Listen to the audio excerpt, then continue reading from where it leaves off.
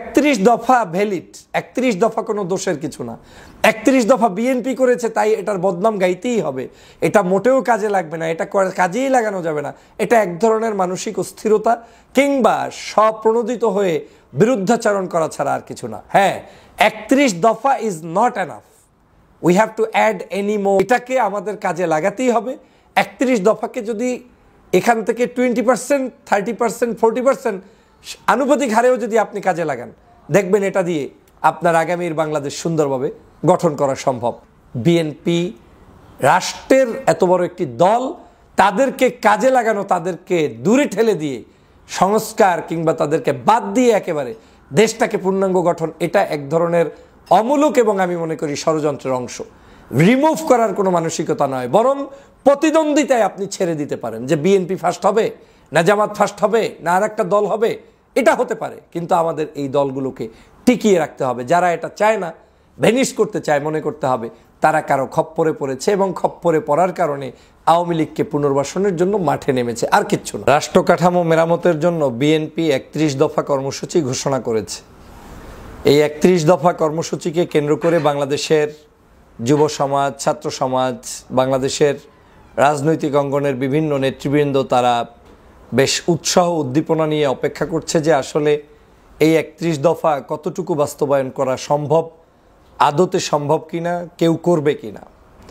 বারবার বিএনপির ভারপ্রাপ্ত চেয়ারম্যান জনাব তারেক রহমান সাহেব ৩১ দফা কর্মসূচিকে সাধারণ নাগরিকদের দ্বার গোড়ায় পৌঁছানোর জন্য তিনি ট্রেনিংয়ের ব্যবস্থা সহ, সেমিনারের ব্যবস্থা সহ বিভিন্ন ধরনের আয়োজন করে যাচ্ছেন এবং তারা তার নেতাকর্মীকে এটা মুখস্থকরণের চেষ্টা চালিয়ে যাচ্ছেন।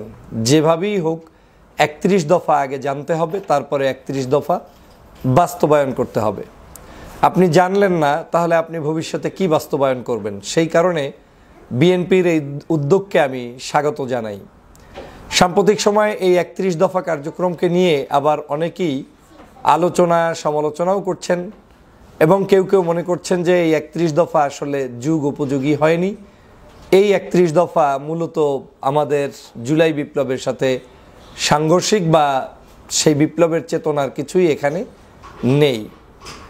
আমি প্রথমেই বলতে চাই, বাংলাদেশের একটি সর্ববৃহৎ দল বিএনপি, যেই বিএনপি এই ৩১ দফা কার্যক্রমকে ঘোষণা করেছে, আমি মনে করি এটাকে সাধুবাদ জানানো উচিত সর্বাগ্রে। এজন্যই যে আজকের বাংলাদেশের জুলাই বিপ্লবের পরবর্তী সময়ে দেশের মানুষের যে পরিবর্তন হওয়া জরুরি হয়ে দাঁড়িয়েছে এবং পরিবর্তনের সাথে তাল মিলিয়ে যে একটি দল তাদের সেই কঠোরতম জায়গা থেকে, যেটাকে আপনি বলতে পারেন ওল্ড সিস্টেম থেকে নতুন সিস্টেমে ডাইভার্ট হচ্ছে, এটাই এক ধরনের বড় সংস্কার।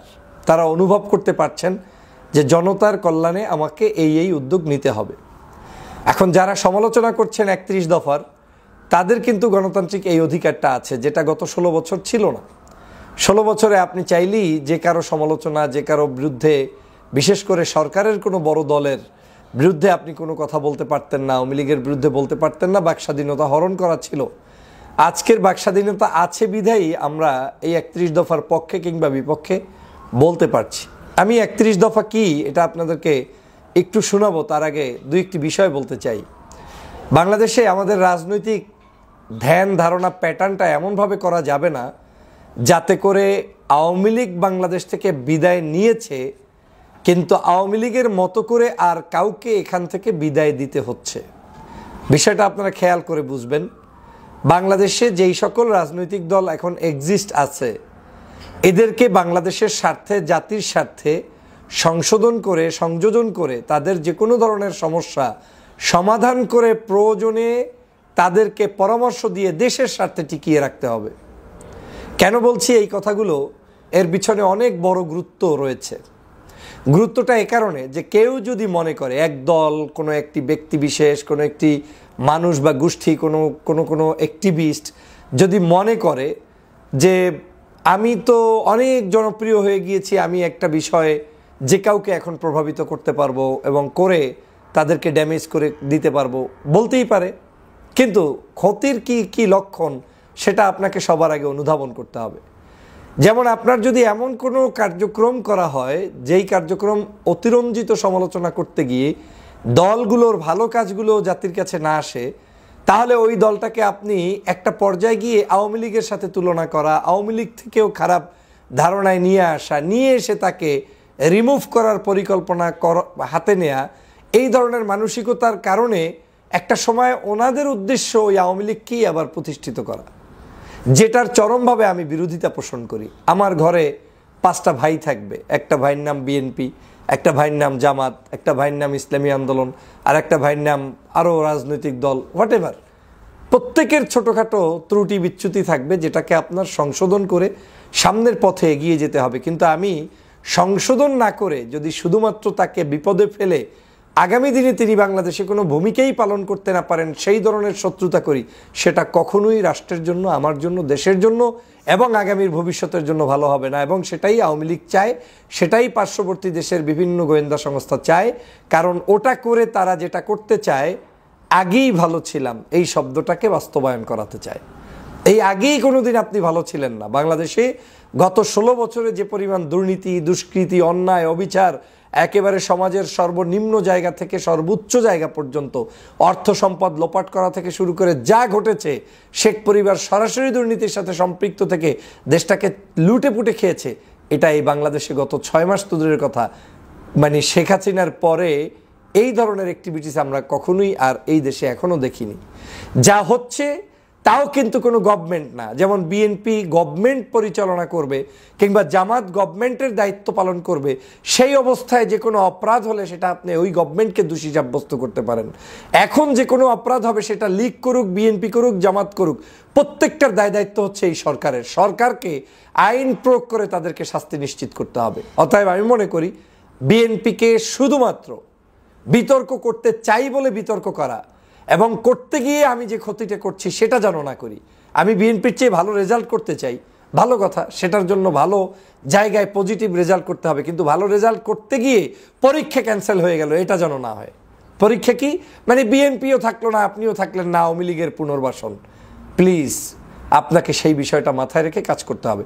দেখেন, রাষ্ট্র কাঠামোতে বিএনপির যে 31টা দফা দিয়েছে, আমি এই দফাকেও সাধুবাদ জানাই। জামাত ইসলামের পক্ষ থেকে সম্ভবত 40টা দফা আমার কাছে ক্লিয়ারলি এখন নাই, যদি কোথাও পেয়ে থাকেন আপনারা কমেন্টস বক্সে দিবেন, আমি সেটা নিয়েও কথা বলতে রাজি আছি। 40 দফা দেওয়া হয়েছে, দফাগুলো যার যার দল থেকে সংস্কারের উদ্দেশ্যে দেওয়া হয়েছে এবং এই দফাগুলোকে আমি অ্যাপ্রিসিয়েট করি। বিএনপির 31 দফা যেটা দিয়েছে, এই দফাগুলো কি গত 16 বছরে আওয়ামী লীগের কাছ থেকে কোনোদিন আমরা কল্পনা করতে পেরেছি? এটাই কিন্তু সবচেয়ে বড় সংস্কার। কি কি দফা দিয়েছে? 1, জনগণের গণতান্ত্রিক অধিকার পুনঃপ্রতিষ্ঠার লক্ষ্যে সংবিধান সংস্কার কমিশন গঠন। অত্যন্ত গুরুত্বপূর্ণ একটা দফা তারা এখানে 1 নম্বরে গঠন করেছে। 2, সম্প্রতিমূলক রাষ্ট্রসত্তা জাতীয় সমন্বয় কমিশন গঠন করা। 3, অবাধ, সুষ্ঠু, নিরপেক্ষ নির্বাচন অনুষ্ঠানের লক্ষ্যে নির্বাচনকালীন দল নিরপেক্ষ তত্ত্বাবধায়ক সরকার ব্যবস্থার পুনঃপ্রবর্তন, যেটার জন্য আমরা দীর্ঘদিন পর্যন্ত আন্দোলন করেছি। এই তত্ত্বাবধায়ক সরকারকে যাতে আইনানুগভাবে আজীবন রাখা যায়, সেজন্য বিএনপির 3 নম্বর দফাই হচ্ছে সেটা। 4, আইনসভা, মন্ত্রিসভা, রাষ্ট্রপতি, প্রধানমন্ত্রী ও বিচার বিভাগের মাঝে ক্ষমতার ভারসাম্য প্রতিষ্ঠা করা, যেটা বিগত 16 বছর আমরা দেখি নাই। এখানে প্রধানমন্ত্রীর একক ক্ষমতা বলেই সব কিছু পরিচালিত হয়েছে। আইন, বিচার, রাষ্ট্রপতি, বিচার, কোনো জায়গায় ভারসাম্য বলতে কিছুই ছিল না। এমনকি রাষ্ট্রপতির কাজ যেটা, সেটাও তাকে শেখ হাসিনা করতে দেয়নি। 5, প্রধানমন্ত্রীর দায়িত্ব পালনের সময়সীমা অনূর্ধ্ব পরপর 2 মেয়াদ নির্ধারণ। 2 মেয়াদের বেশি হতে পারবে না। এটা তো আমাদের বাংলাদেশের ইতিহাসে এখন পর্যন্ত কেউ ওই অর্থে এইটা বাস্তবায়ন করতে মাঠে নামে নাই, যেটা বিএনপি তাদের দফার মধ্যে ইনক্লুড করেছে। আমি তাদেরকে ধন্যবাদ জানাই। বিভিন্ন বিষয়ে 6 নম্বর দফা হচ্ছে বিভিন্ন বিষয়ে জ্ঞান, দক্ষতা, অভিজ্ঞতা সম্পন্ন বিশিষ্ট ব্যক্তিদের সমন্বয়ে আইনসভার উচ্চ কক্ষের প্রবর্তন করা।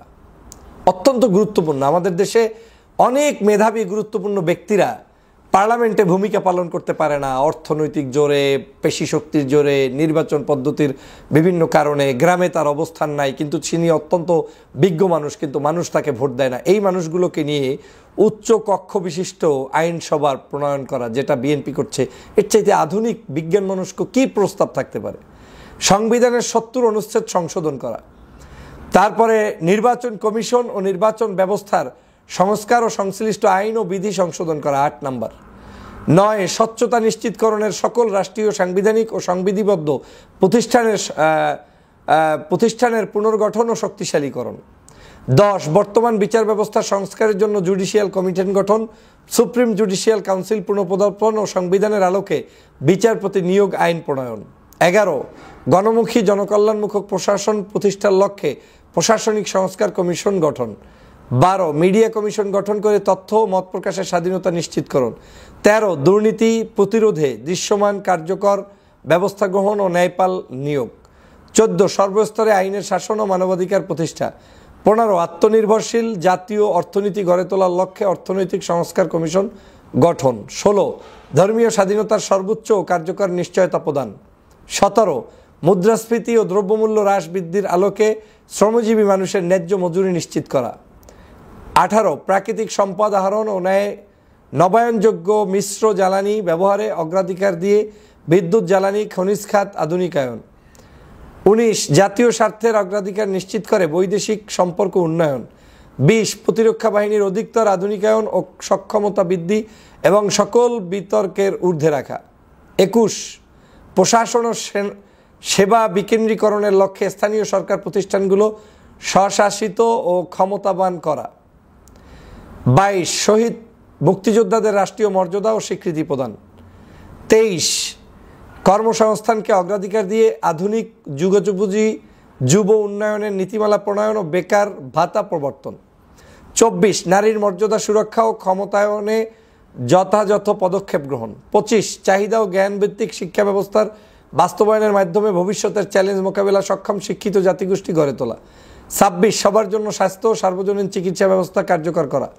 প্রাথমিক ও প্রতিরোধমূলক স্বাস্থ্যসেবা নিশ্চিত করার লক্ষ্যে পর্যাপ্ত সংখ্যক প্রশিক্ষিত নারী ও পুরুষ পল্লী স্বাস্থ্য চিকিৎসা ব্যবস্থা করা এবং সংক্রামক ও আক্রামক রোগের চিকিৎসা শিক্ষা গবেষণার সুবিধা নিশ্চিত করা। 27 কৃষকের উৎপাদন ও বিপণন সুরক্ষা দিয়ে কৃষি পণ্যের ন্যায্য মূল্য নিশ্চিত করা। 28 সড়ক রেল নৌপথের আধুনিকায়ন ও বহুমাত্রিক যোগাযোগ ব্যবস্থা প্রতিষ্ঠা করা। 29 জলবায়ু পরিবর্তনজনিত সংকট ও প্রাকৃতিক দুর্যোগ মোকাবেলায় কার্যকর পদক্ষেপ নদী শাসন ও খাল খননের উদ্যোগ গ্রহণ করা। 30 তথ্য যোগাযোগ প্রযুক্তি মহাকাশ গবেষণা ও আণবিক শক্তির উন্নয়ন ও সর্বোত্তম ব্যবহার নিশ্চিত করা। 31 যুগোপযোগী পরিকল্পিত পরিবেশ বান্ধব আবাসন ও নগরায়ন নীতিমালা প্রণয়ন ও বাস্তবায়ন করা। এখানে যতগুলো 31 দফা রাষ্ট্র ক্ষমতার রাষ্ট্র কাঠামো রয়েছে, এর বাহিরেও বহু সংস্কার আমাদের দেশের প্রয়োজন আছে। এটাকে আমরা পরামর্শ দিয়ে ইনক্লুড করতে পারি। যেমন মুক্তিযুদ্ধের যে বিষয়টা সেখানে আসছে, সেখানে 71-এর মুক্তিযোদ্ধাকে আমরা হয়তো মিন করেছি। আমরা 2024 সালের এই যুদ্ধ যে হয়েছে, বিপ্লব যে হয়েছে, সেটাকে আমরা এখানে অ্যাড করতে পারি। আমরা এখানে ছাত্রদের ভূমিকার কথা উল্লেখ করতে পারি, যারা শহীদ হয়েছে সেই পরিবারের কাজগুলো এখানে নিয়ে আসতে পারি, আহত ব্যক্তিদের চিকিৎসার বিষয়গুলো নিয়ে আসতে পারি। সেটা সংস্কারেরই অংশ। কিন্তু 31 দফাকে যদি সত্যি সত্যি বিএনপি বাস্তবায়ন করতে পারে, বা বিএনপি বাদ দেন, এটা যদি যে কোনো একটি রাষ্ট্র ক্ষমতায় আসে আর এটাকে পরামর্শের আলোকে এই রাষ্ট্র ব্যবস্থার যে ব্যক্তিই ক্ষমতায় আসুক, সে যদি এটাকে ইমপ্লিমেন্ট করে, কাজে লাগায়, তাহলে এটা অবশ্যই রাষ্ট্রের জন্য একটা কল্যাণকর পদক্ষেপ হিসাবে আমি মনে করি। এখন যদি কেউ মনে করেন যে 24 গণ অভ্যুত্থানের আগে 31 দফা প্রণয়ন হয়েছে, এটার ভ্যালিড কি, এটার মধ্যে সিংহভাগই আমার আগামীতে রাষ্ট্রের জন্য লাগবে। এখনও যে আমরা সংবিধান সংস্কার কমিশন হচ্ছে, নির্বাচন সংস্কারের ব্যাপারে কথা হচ্ছে, আপনার রাষ্ট্রীয় বিভিন্ন সংস্কারের যতগুলো কমিশন গঠন করা হয়েছে, এই 8-10টা কমিশন গঠনের মধ্যে প্রত্যেকেই যেসব কাজ করছে, তার মধ্যে কিন্তু এই 31 দফারই অনেকগুলো দফা আছে। অতএব 31 দফা ভ্যালিড, 31 দফা কোনো দোষের কিছু না। 31 দফা বিএনপি করেছে তাই এটার বদনাম গাইতেই হবে, এটা মোটেও কাজে লাগবে না, এটা কাজেই লাগানো যাবে না। এটা এক ধরনের মানসিক অস্থিরতা কিংবা স্বপ্রণোদিত হয়ে বিরুদ্ধাচরণ করা ছাড়া আর কিছু না। হ্যাঁ, 31 দফা is not enough, we have to add any more something.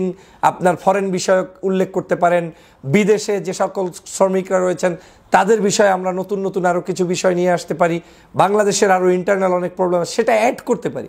কিন্তু 31 দফা এক্সিস্ট, এটাকে আমাদের কাজে লাগাতেই হবে। 31 দফাকে যদি এখান থেকে 20%, 30%, 40% আনুপাতিক হারেও যদি আপনি কাজে লাগান, দেখবেন এটা দিয়ে আপনার আগামীর বাংলাদেশ সুন্দরভাবে গঠন করা সম্ভব। অতএব আমি 31 দফাকে পজিটিভলি দেখি। পাশাপাশি 31 দফার যে সকল জায়গাগুলোতে অসঙ্গতি রয়েছে এবং নতুন কিছু আপডেট করার প্রয়োজন রয়েছে, সেটাও আপডেট করার জন্য বিএনপির জাতীয় নির্বাহী কমিটির সদস্য এবং বিশেষ করে দেশনেত্রী বেগম খালেদা জিয়া এবং আমাদের বিএনপির ভারপ্রাপ্ত চেয়ারম্যান জনাব তারেক রহমান সাহেবের কাছে অনুরোধ জানাবো যে এটাকে আরও যুগোপযোগী কীভাবে করা যায়। কিন্তু 31 দফা আছে, এটা একটি আধুনিক বিজ্ঞান মনস্ক সুন্দর প্রস্তাবনা এবং এই প্রস্তাবনা বিএনপি দিয়েছে, যেটা আওয়ামী লীগ কখনো বাংলাদেশের জনগণের জন্য এত সুন্দরভাবে এগুলো দিতে পারেনি। এটা করার জন্য সাহসিকতার প্রয়োজন।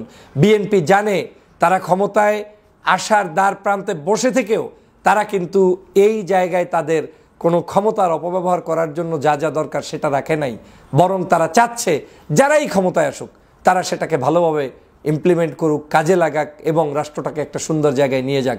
পরপর 2 বারের বেশি প্রধানমন্ত্রী নয়, এটা একটা সুন্দর প্রস্তাব।